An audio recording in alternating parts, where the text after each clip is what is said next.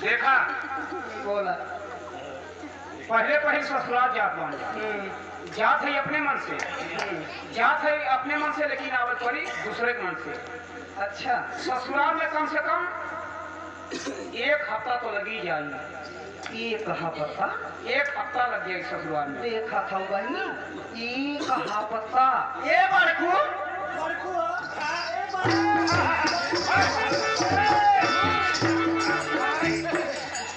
बड़कू बड़कू किहे जाता हूँ घटा चापे चली जाता हूँ भला क्यों देखते सुना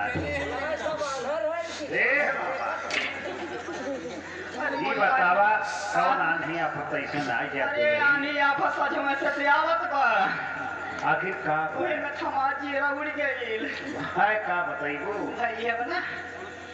हम अपने बिजली बाबू से पूछली कि बतावा ससुरारी जात बाटा कहिया रहेगा।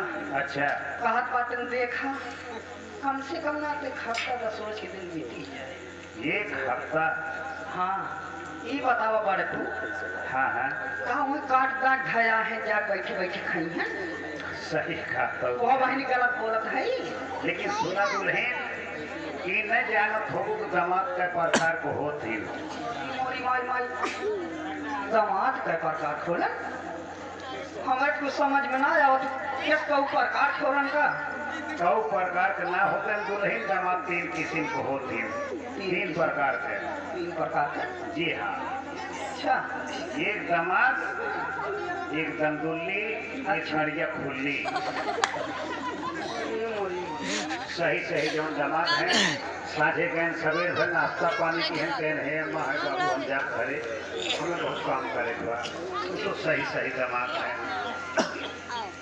और जब दंदुल्ली है आई है तो रात बीत जाए तपिन पानी की है हर हर अपन चला गए तब बाजार करे उनके छोट सलवान कहीं दी जा चला बाजारे हम चला और मतलब घरे ना जा कहीं चला कौन बात न रह जा आकाश भले हुई 2-4 दिन के देख बाद काम हो। अच्छा सलवानी चक्कर में रुक जाला। हाँ हाँ मामा जो क्या खाते 3-4 हफ्ता रुकता ना लौट के वो तो हो गई गंदुल्ली दुल्हन।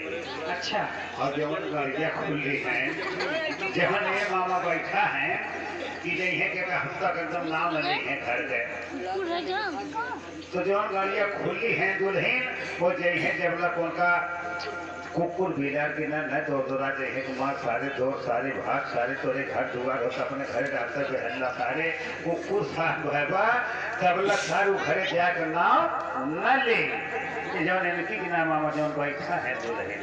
नहीं सही कहा बाटा तब तब बड़कू हमारे ना समझ में आते जाग जमाने का खत्ता दत्ता सूरज पढ़ा है बात दुल्हन है तो समझावत कहा हाँ हाँ सही कहा बाटा हमारे समझ में आया। कहा थी गाड़ियाँ खुली दुल्हन अब हमारे समझ में आ गई। जान जाए अरे तू कवन झंझट में पड़ल बारू। ई सब जौन मनई है ना अच्छा ई सब जौन मनई है एक खटिया पर से 2 खटिया पैदे वाला है। हाँ सही है 2 खटिया 1 खटिया पर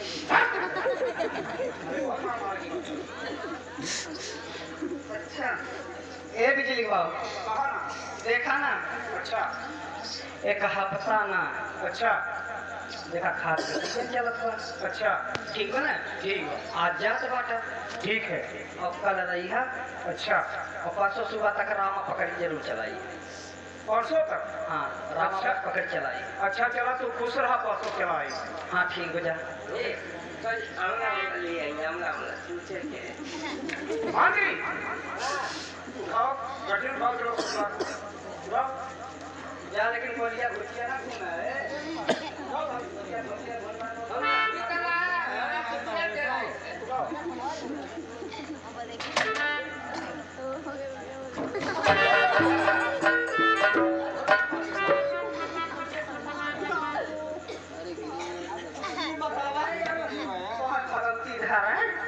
इतना तो भूरी लग जाता उतना बोझा ना था पाओ पाता पूरा फूल ले लेकिन ईटा पाछल ना हुन जो खरीद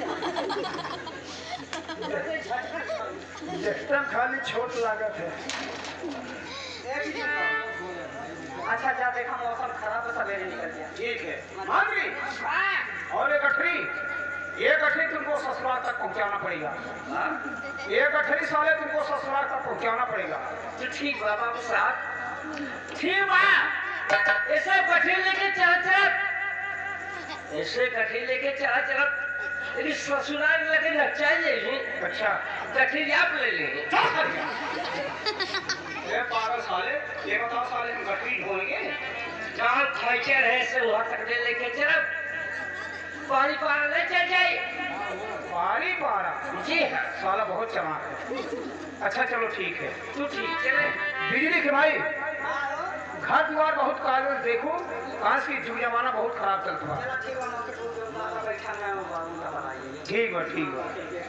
हेलो अरे भीगई ना गोरी चुनरी, ये भीगई ना गोरी चुनरी, रखी जतन से हो भीगई ना गोरी चुनरी, अरे रखी जतन से भीगई ना गोरी चुनरी, रखी जतन से हो भीगई ना गोरी चुनरी,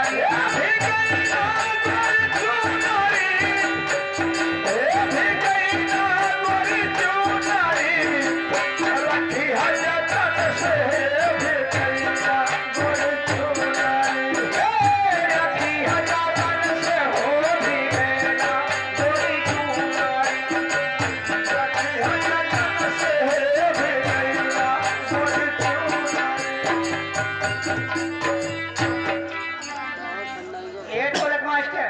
देखा ना आज हमारे बिजली बाबू ना बाटन हो। हाँ कल की देखा कितना ना पड़ोसी है रात बिना तंकी है चेक चेक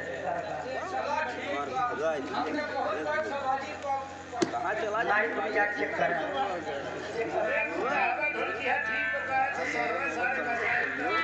तो ठीक बता की देख रेख की हल करा आज तोहरे भरोसे बात लेकिन ठीक बा चलते चलते कहा मास्टर जी लगा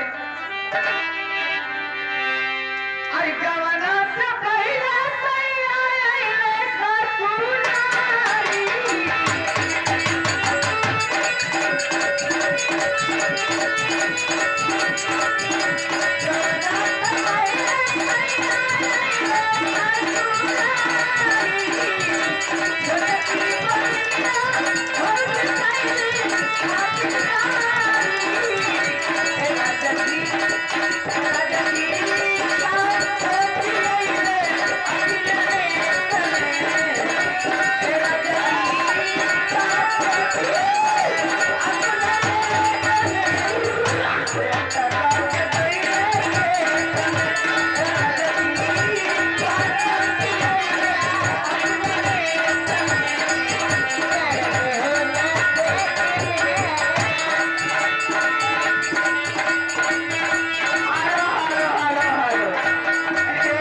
राजा जी का सोचे अपना नेट में सेट करके गए थे नहीं खर्चा उठे ना ए देखा हाथ से खो गए ए जगह 10 रुपए का पुरस्कार इन्हें हमने बच्चा की तरफ से आया हम हमारे पार्टी बच्चा के लाख लाख धन्यवाद आशीर्वाद देवा लेकिन ए राजा जी लेना फिर एक करी शोहर में का बात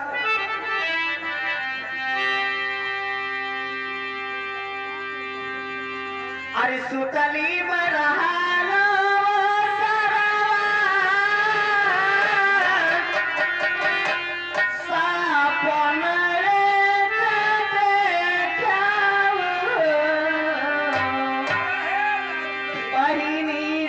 पाने के संग मैं विचारो अपना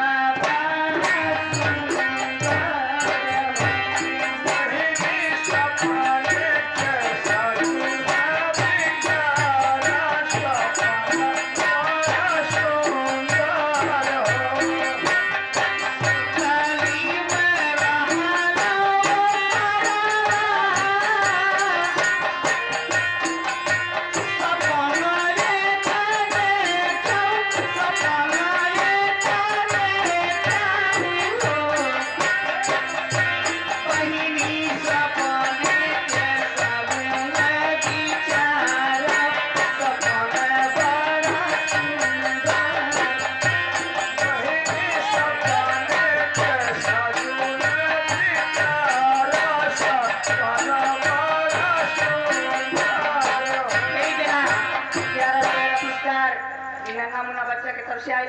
हम हमारी पार्टी इस बच्चा के लाख लाख धन्यवाद आशीर्वाद देते बा। लेकिन मास्टर जी का रहे कैसे बा अरे कुमाना पे देखो हरी हरी दुनिया दुआरे धेनु गैया दुआरे धेनु गैया पहिली अंगने मोर कलो मार दिया दया मावा पलुर लागे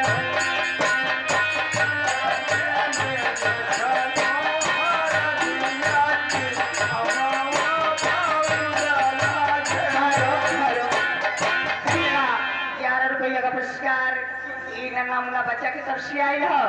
हम हमारी पार्टी बच्चा के लाख लाख धन्यवाद आशीर्वाद देवा। लेकिन देखा हम कहा कहा करें कैसे बा मास्टर जी। हेलो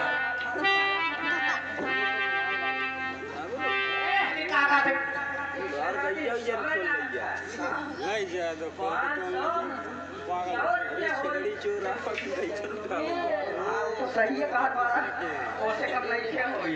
लेकिन मास्टर जी ने कहा कहा करें कैसे बा फिर। हेलो अरे कमर फूल फूल फूलवरिया अरे कमर फूल बगिया न हो अरे मोरी बहिनी कमर फूलवा फूल लायंगा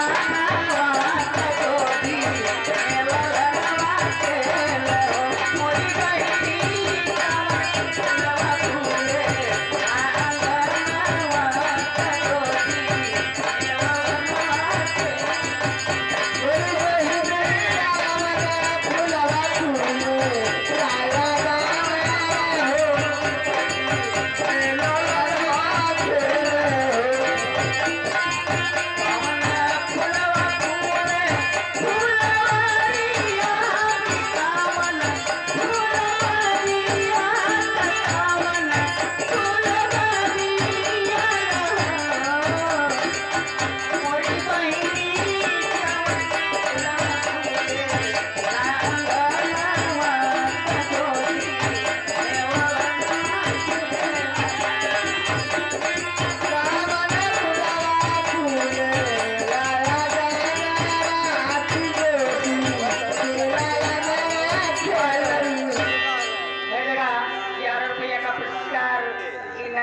बच्चा के हम हमारी पार्टी बच्चा के लाख लाख धन्यवाद हमारा तरफ से आशीर्वाद है। लेकिन क्या कर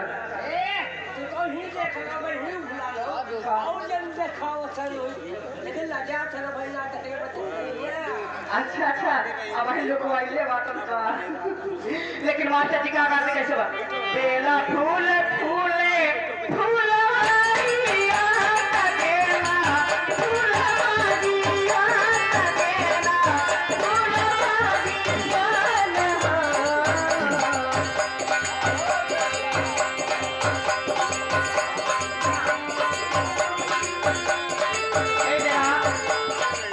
रुपया का पुरस्कार सुप्रिया उनका तरफ से आई बार पार्टी की तरफ से लाख लाख धन्यवाद है। हमारा तरफ से लोगों के शुक्रिया था। लेकिन क्या कहते कैसे मास्टर जी नियरों देखा तो नहीं खेबा हे गुरुजी हाँ देखा नियरों चला जा दुकानिया सामानवा हाँ देखा कहियो जनी परेशान है दुकानिया सामानवा चार्जिंग करवा दी। लेकिन क्या कहते बेला फूल फूले